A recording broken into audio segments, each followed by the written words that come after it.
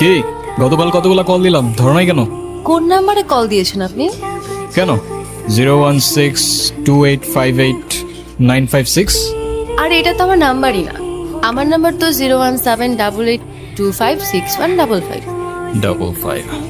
ওকে, এই এক সেকেন্ড, আমি আপনাকে নাম্বার কেন দিলাম? আমি কি জানি, তুমি দিলা, আমি নিলাম। আপনাকে আর কি বলবো, আপনি তো মানুষই ভালো না। কেন? আমি আবার কি করলাম? সেদিনে তো সব দেখলাম। আচ্ছা, সেদিন আপনি কাউকে কোনো কিছু বলেন নাই কেন? যদি বলতাম তাহলে আর তোমাকে বাঁচিয়ে রাখতে পারতাম না।